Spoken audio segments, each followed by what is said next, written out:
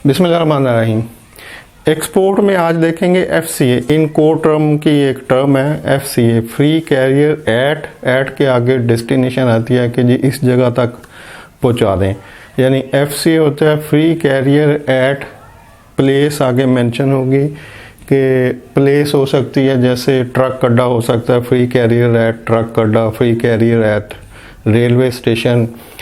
Free carrier at कोई भी इलाके का नाम लिख दें। तो अगर इंपोर्टर और एक्सपोर्टर के दरमियान FCA की टर्म के ऊपर जो कोटेशन है डिसाइड होती है, तो फिर प्रोडक्ट की cost plus packing cost plus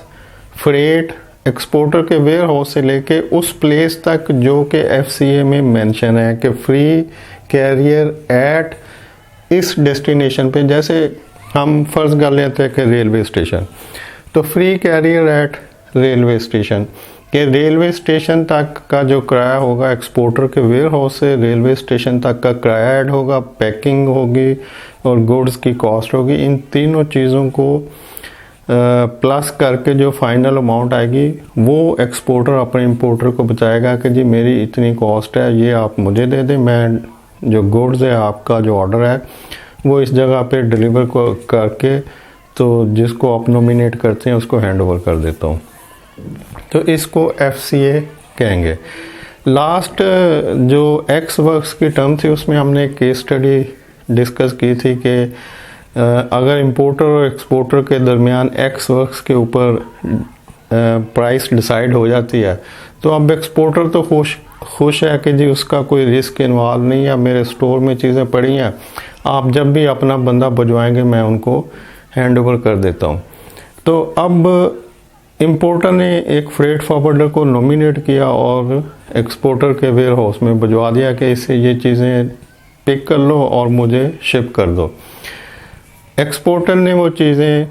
जो बंदा आया था इंपोर्टर का उसको उसके ट्रक के ऊपर लोड करवाना शुरू कर दी। इसी दौरान कुछ चीज़ें लोडिंग के दौरान नीचे गिरी और डैमेज हो गई और दोनों में डिस्प्यूट हो गया। एक्सपोर्टर कह रहा था कि जी मैं तो एक्स वर्क्स अपने गोदाम में समझ रहा हूँ कि जी मेरे गोदाम में चीज़ें पड़ी हैं, आप वहाँ से बंदा भिजवाएं तो मैं उनको दे देता हूँ, तो ये लॉस तो आपका लॉस है। और इंपोर्टर कह रहा है कि नहीं जी आपने चूँकि अभी गाड़ी में डिलीवर नहीं की, आपने बंदे को प्रॉपरली हैंड ओवर नहीं की, आपने पूरी लोडिंग वहाँ तक नहीं करवाई, तो ये लॉस आपका लॉस है। तो अब ये किसका लॉस है? मैं फिर बता दूं कि इंपोर्ट एक्सपोर्ट में जो भी प्रॉफिट होता है वो सारा इन कोड टर्म्स के ऊपर बेस कर रहा होता है, क्योंकि अगर आपको प्रॉपरली नॉलेज नहीं होगा इन कोड टर्म्स का कि जो भी आप टर्म डिसाइड कर रहे हैं अपने बायर और सेलर के साथ, उसकी अंडरस्टैंडिंग नहीं है, तो फिर आपका लॉस किसी भी जगह पे हो सकता है जो कि आपको हैवी लॉस में, यानी कि जो प्रॉफिट निकलना था उसको सेल करके वो प्रॉफिट उसी लॉस में गुम हो जाएगा और हो सकता है कि गुड्स की एक्चुअल कॉस्ट भी उसी लॉस में चली जाए। तो अब ये जो लॉस हुआ है ये किसका लॉस हुआ है? ये बेसिकली जो ट्रू सेंस है इसकी इन कोड टर्म की एक्स वर्क्स की, उसके हिसाब से ये एक्सपोर्टर का लॉस हुआ है। जब भी इस तरह का डिस्प्यूट किसी कोर्ट में जाएगा, चैम्बर ऑफ कॉमर्स के पास जाएगा, किसी इंटरनेशनल फोरम के ऊपर जाएगा कि जी ये डिस्प्यूट है हमारा, इंपोर्टर एक्सपोर्टर दोनों जब वहाँ पे उसको बताएंगे तो जो भी कॉम्पिटेंट अथॉरिटी उस डिसीजन को करने के लिए वहाँ बैठी होगी, वो जब इन कोड टर्म्स को एक्सप्लेन करेगी तो वो कहेगी भाई ये जो लॉस हुआ है ये एक्सपोर्टर का लॉस हुआ है। एक्सपोर्टर को चाहिए था, एक्स वर्क से मुराद है कि वो चीज़ें इंपोर्टर का जो नॉमिनेटेड बंदा है या फ्रेट फॉरवर्डर कंपनी है उसकी गाड़ी में या उसको प्रॉपरली हैंड ओवर करके अपनी रिसीविंग ले ले के भी ये मैंने आपको safe and sound good condition good quality में ये चीज़ें हैंड ओवर कर दी हैं। ये नॉर्मल प्रैक्टिस है अगर आप प्रोक्योरमेंट में जॉब कर रहे हैं, सप्लाई चेन में, स्टोर में, तो ये नॉर्मल प्रैक्टिस होती है कि जब भी इनकमिंग में कोई चीज़ आती है तो डिलीवरी चालान के ऊपर लिखा होता है please receive in good condition and quality. तो अब स्टोर वाले जो भी इनकमिंग में चीज़ें आती हैं उनकी आउटर जो पोजीशन होती है, कंडीशन होती है, उसको भी देखते हैं और क्वालिटी वालों को बुला के या जिसके भी रिलेटेड होती है वो आइटम, उसको बुला के उसकी क्वालिटी को भी चेक करा लेते हैं कि जी इसकी क्वालिटी को आप इंश्योर करें और जो नंबर और इसका क्वांटिटी और नंबर वगैरह है, यानी जो साइज़ है जो पैकिंग में अवेलेबल है कि जी ये इतने किलो है, इतने लीटर है या इतने नंबर ऑफ पीसेस हैं,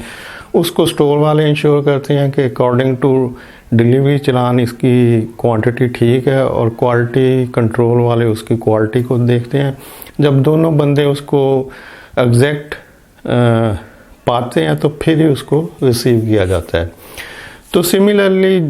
इंपोर्ट एक्सपोर्ट में भी अगर इंपोर्टर अपना कोई फ्रेट फॉरवर्डर नॉमिनेट करता है कि भाई आप एक्स वर्क से इस जगह जाके इस एक्सपोर्टर से ये चीज़ें उठा लें और मुझे भिजवा दें, तो एक्सपोर्टर की जिम्मेदारी है कि उसको safe and sound, good quality, good condition जो है उसमें वो चीज़ें हैंड ओवर करके उससे रिसीविंग ले कि मैंने आपको हैंड ओवर कर दी हैं, तो फिर उसकी ज़िम्मेदारी ख़त्म होती है।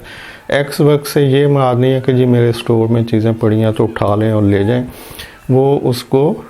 प्रॉपरली हैंड ओवर करनी पड़ेंगी या लोडिंग करवानी पड़ेगी उसकी गाड़ी के ऊपर, और अगर लोडिंग के दौरान कुछ भी रिस्क इन्वॉल्व होता है तो वो एक्सपोर्टर का रिस्क है। लेकिन जब एक दफ़ा वो चीज़ें इंपोर्टर के नॉमिनेटेड फ्रेट फॉरवर्डर को हैंड ओवर हो जाएंगी तो उसके बाद फिर इंपोर्टर का रिस्क इन्वॉल्व हो जाता है, और आगे जितना भी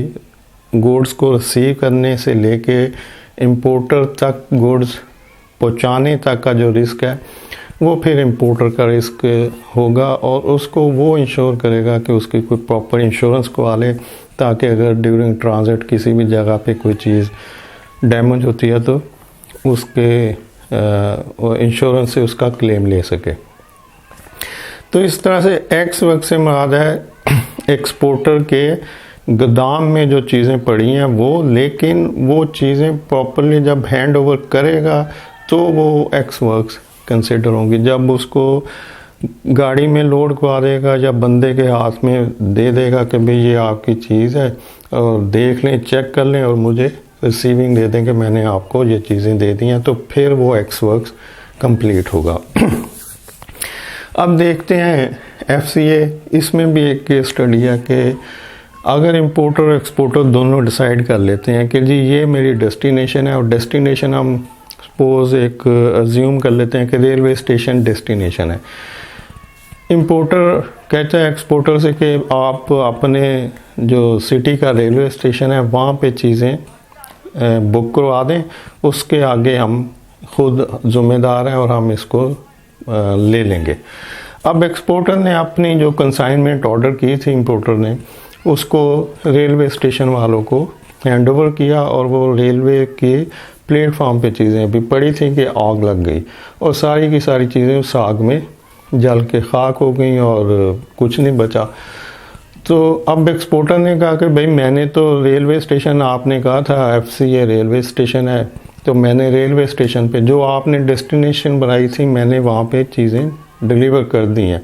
तो अब ये जो लॉस हुआ है ये तो आपका लॉस है, मैंने तो आपके टर्म के हिसाब से चीज़ें डिलीवर कर दी हैं। तो इसमें फिर कुछ टाइम सॉरी